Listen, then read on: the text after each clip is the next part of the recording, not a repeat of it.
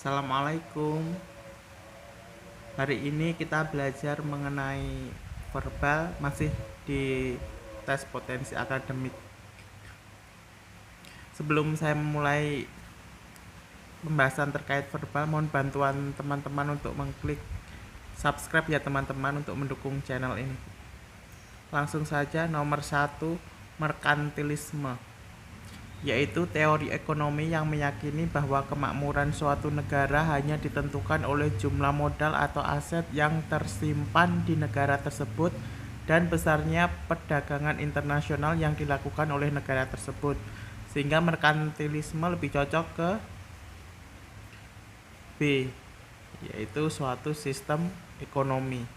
Kemudian yang kedua, anotasi, yaitu catatan yang dibuat oleh pengarang atau orang lain untuk menerangkan, mengomentari, atau mengkritik teks karya sastra atau bahan tertulis lain. Sehingga jawaban yang tepat adalah A, catatan berisi komentar. Selanjutnya nomor 3, tuki.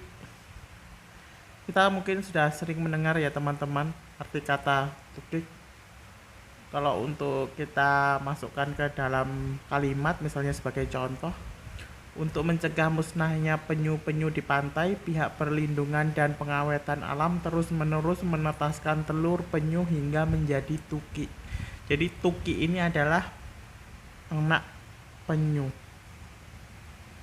Selanjutnya nomor 4, mitologi, yaitu ilmu tentang bentuk sastra yang mengandung konsepsi dan dongeng suci mengenai kehidupan dewa dan makhluk halus dalam suatu kebudayaan. Mungkin kita sering mendengar seperti mitologi Yunani atau Romawi, sehingga yang paling tepat jawabannya adalah A, kisah tentang dewa. Selanjutnya nomor 5, motilitas. Untuk motilitas sendiri jangan terkecoh dengan mortalitas ya teman-teman. Kalau mortalitas itu kematian, sedangkan motilitas ini adalah kemampuan suatu organisme untuk bergerak secara independen menggunakan energi metabolik. Sehingga jawaban yang tepat adalah C, kemampuan bergerak.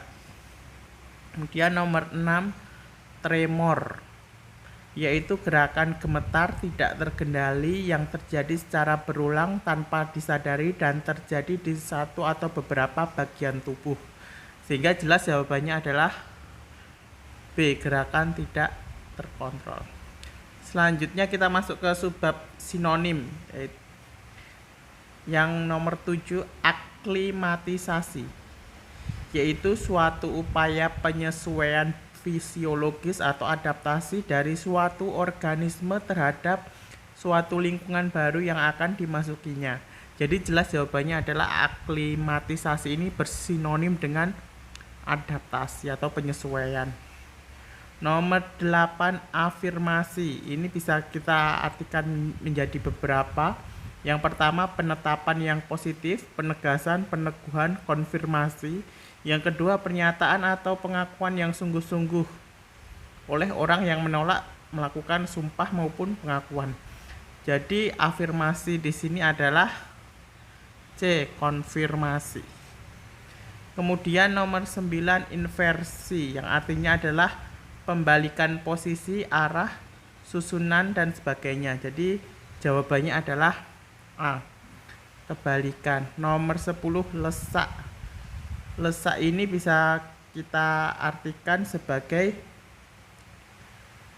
suatu benda yang terbenam ke dalam benda padat, bisa tanah, bisa tembok. Jadi makna yang paling tepat adalah D, tertelan. Nomor 11, detensi. Detensi itu sebetulnya sinonim dari penahanan maupun penawanan. Jadi jawabannya adalah C. Selanjutnya kita masuk ke subbab antonim. Antonim ini lawan kata. Jadi nomor 12, interim. Interim ini artinya adalah sementara waktu. Jadi lawannya adalah A, selamanya. Nomor 13 implisit. Implisit artinya adalah termasuk atau terkandung di dalamnya meskipun tidak dinyatakan secara jelas atau terang-terangan. Bisa diartikan juga tersimpul di dalamnya atau terkandung halus atau tersirat. Lawannya adalah A. Gamblang atau eksplisit. Nomor 14 kropos. Bisa kita manai menjadi beberapa. Yang pertama, tidak ada isinya. Yang kedua, lapuk di dalam atau lapuk karena berkarat. Jadi kropos lebih cocok kita antonimkan dengan A. Penuh. Nomor 15 melankolis. Itu sering kita dengar terkait sifat manusia yang melankolis seperti itu ya teman-teman. Ini sebenarnya mengacu pada suatu pandangan hidup muram, murah hati, prihatin dan kuno. Lawannya adalah A. Ceria. Nomor 16 esoterem. Esoteris yang artinya adalah bersifat khusus. Lawannya adalah A. Bersifat umum. Selanjutnya kita masuk ke bagian analogi. Kubur dengan ziarah itu seperti apa dengan apa? Kubur itu adalah tempat ziarah seperti halnya kamar sebagai tempat tidur. Jadi jawabannya adalah delta. Nomor 18 musang dengan domba. Ini hubungannya adalah berkaitan dengan peribahasa pakai musang berbulu domba. Seperti pagar dengan tanaman. Jadi kalau peribahasanya adalah pagar makan tanaman. Seperti itu.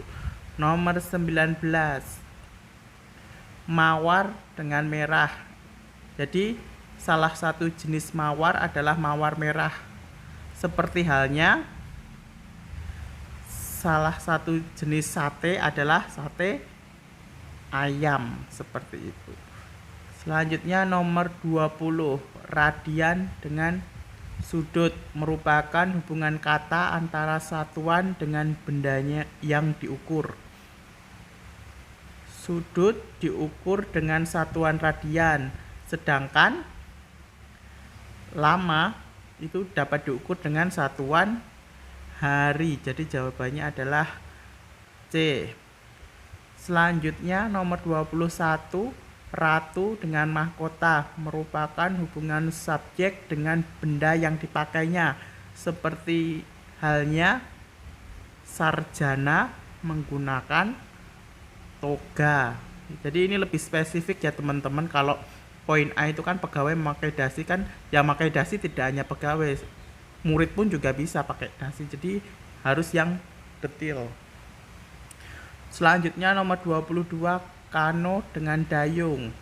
Hubungannya adalah kano bergerak menggunakan dayung seperti halnya sepeda bergerak menggunakan rodanya. Jadi jawabannya adalah A. Nomor 23 liur dengan makan. Itu hubungannya adalah liur membantu proses makan seperti halnya matahari membantu proses fotosintesis. Jawaban yang tepat C. Nomor 24 wajah dengan rona. Itu hubungannya adalah wajah memiliki rona seperti halnya C. cerita memiliki alur. Nomor terakhir kulit dengan sapi dengan susu. Hubungannya adalah sapi ini menghasilkan kulit dan susu. Seperti halnya pisang. Pisang ini menghasilkan buah dan daun. Seperti itu ya teman-teman. Jadi jawaban yang tepat adalah delta. Mungkin cukup sekian ya teman-teman. Apabila ada masukan silakan tulis di kolom komentar. Terima kasih.